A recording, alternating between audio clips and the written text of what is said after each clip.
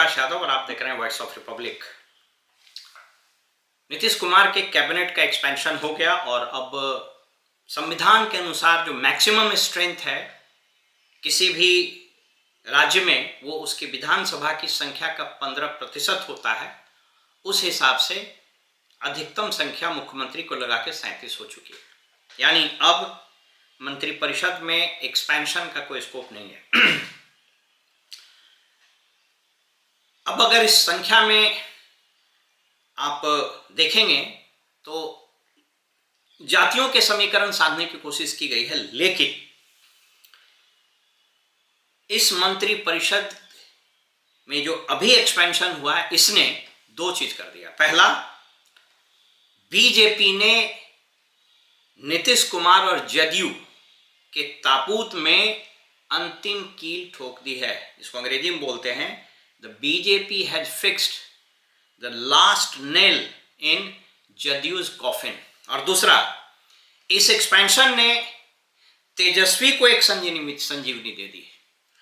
अब आपको लग रहा हो कि हम क्या बोल रहे हैं, आपको देखिए सिलसिलेवार ढंग से समझा देते हैं।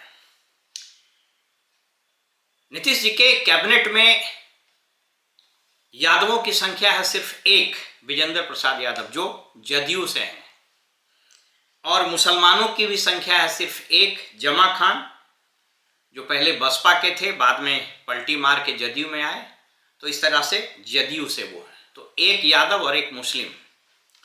मेरे हाथ में अभी ये बिहार जाति आधारित गणना की किताब है।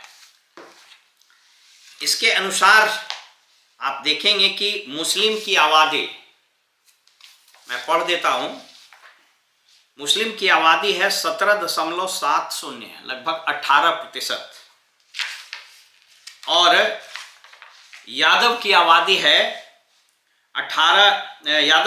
है 14.26%। इस टोटल को अगर आप जोड़ दें तो 18 और 14 ये लगभग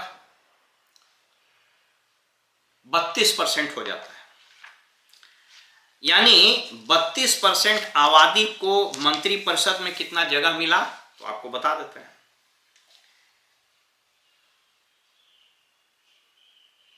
243 जो सीट है एमएलए का बिहार विधानसभा में, उसमें एक मिला यादव को और एक मिला मुस्लिम को।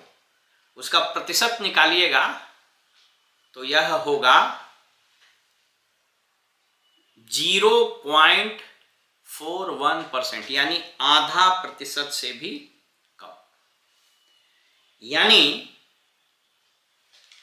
17%, 18% आबादी को भी मिला आधा प्रतिशत से कम प्रतिनिधित्व, और 14% से अधिक आबादी वाले यादव को भी मिला प्रतिनिधित्व आधा प्रतिशत से कम, यानी 0.41%।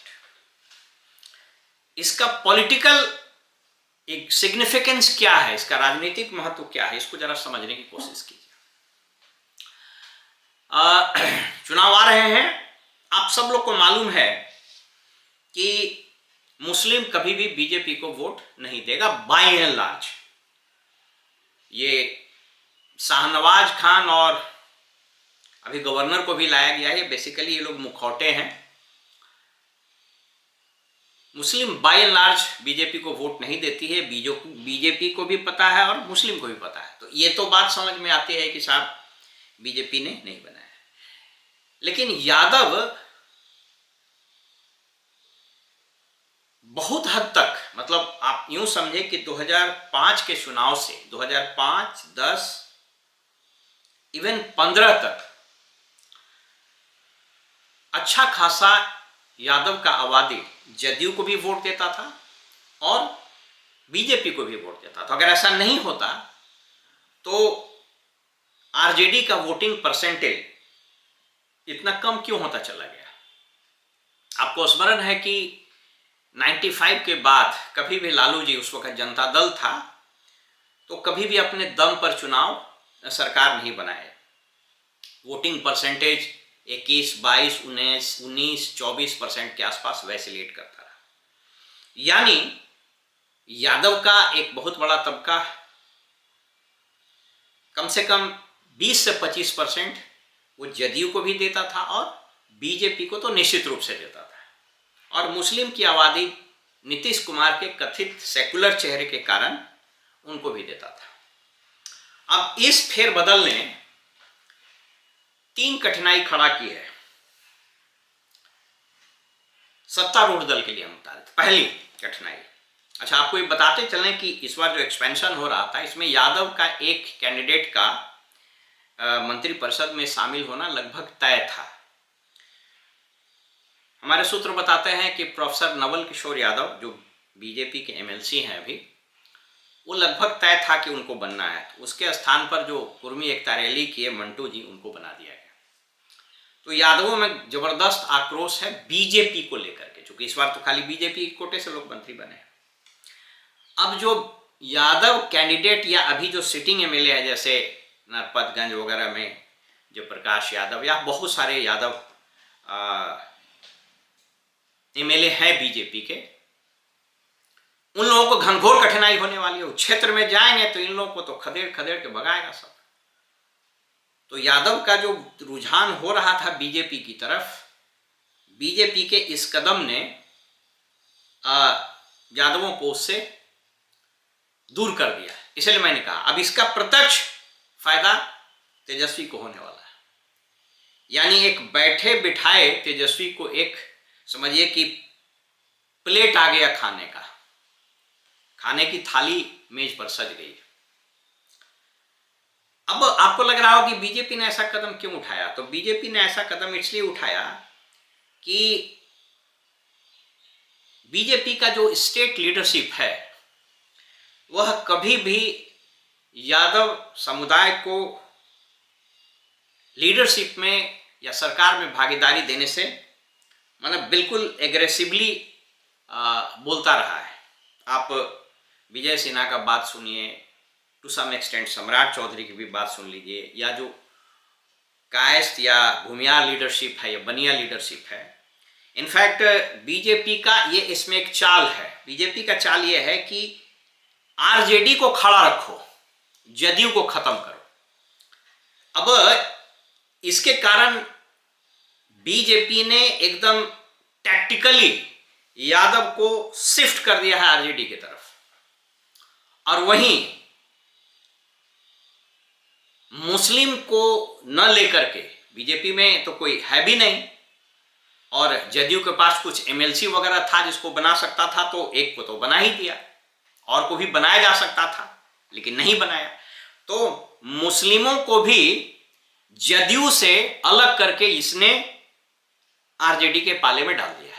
अब कहिएगा ऐसा क्यों, तो ऐसा इसलिए कि आरजेडी बीजेपी की यह समझ है कि जब तक नीतीश कुमार खत्म नहीं होगा, यानी जदयू खत्म नहीं होगा, तब तक बीजेपी का शासन आ नहीं सकता है। अब अगर मान लीजिए कि टोटल पोलराइजेशन हो भी गया यादव का और मुस्लिम का, तो ये 31-32% वोट आता है। और अगर ये जदयू का वोट बैंक खत्म होगा, अभी आपने देखा, मैंने एक वीडियो में आपसे बात भी किया है कि किस तरीके से कुर्मी कोयरी बनिया तो है ही बीजेपी का, उसको साधने की कोशिश की है। तो बीजेपी को लगता है कि नीतीश कुमार की जो ये वोट बैंक है उसको भी खिसका के हम अपनी ओर लाएं। तो स्टेट में अगर बाइपोलर कंटेस्ट होगा तभी बीजेपी की सरकार यहां बन सकती है। इसीलिए आप यूं समझिए कि कुरुक्षेत्र में जैसे चक्रव्यूह रचा जाता था, बीजेपी ने चक्रव्यूह रचा है और इस चक्रव्यूह में नीतीश कुमार फंस गए हैं। बीजेपी चाहती है कि आरजेडी मजबूत बना रहे। एक वीडियो भी वायरल हुआ था सम्राट चौधरी का ये बोलते हुए कि हम लोगों को लालू यादव पर अटैक करना चाहिए। इसका मतलब क्या है, वो ऐसा नैरेटिव सेट करना चाहती है कि आरजेडी यादवों की पार्टी है, मुस्लिमों की पार्टी है और ये जंगल राज का द्योतक है, ताकि यादव मुस्लिम उधर जाए जाए, कुछ नहीं, कोई दिक्कत नहीं, क्योंकि वो लोग ऐसे भी हमको बहुत वोट नहीं देगा, मुस्लिम तो देगा ही नहीं। और इस नैरेटिव के कारण बाकी जो वोट्स है वो हमारे पास आ जाएंगे। तो बीजेपी तब तक सरकार में नहीं आ सकती है जब तक यहां बाइपोलर कॉन्टेस्ट नहीं हो, यानी एक सिरे पर, एक धुरी पर बीजेपी हो और दूसरे धुरी पर आरजेडी। और इस मंत्री परिषद में जिस तरह से गोटी सेट किया गया है, यह 2025 के चुनाव में नीतीश कुमार के वोट बैंक को खत्म कर देगा और आरजेडी को, यादव और मुस्लिम में जो बिखराव भी हुआ था उसको कंसोलिडेट कर देगा। लेकिन बीजेपी की जो स्ट्रेटजी है कि आरजेडी मुस्लिम और यादवों की पार्टी बनकर के रह जाए, इसमें अगर वो सफल हो गई तो फिर समझ लीजिए कि 2025 में बीजेपी अगर कुछ कमाल कर दे और नीतीश कुमार को रास्ता दिखा दे तो किसी को कोई अतिशयोक्ति नहीं होनी चाहिए। सबसे बड़ी समस्या तो जदयू के मुस्लिम नेताओं को और बीजेपी के यादव नेताओं को होने वाली है, क्योंकि ये जब क्षेत्र में जाएंगे तो इनके पास कोई जस्टिफिकेशन अब नहीं होगा। और जिस तरीके से बीजेपी ने यह चक्रव्यूह रचा है, इस चक्रव्यूह में नीतीश कुमार बुरी तरफ से फंसते नजर आ रहे हैं। इसलिए मैंने कहा कि मंत्रिपरिषद का यह विस्तार नीतीश कुमार के राजनीतिक ताबूत में अंतिम कील के रूप में साबित होगा। फिलहाल हमें इजाजत दीजिए और आप देखते रहिए वॉइस ऑफ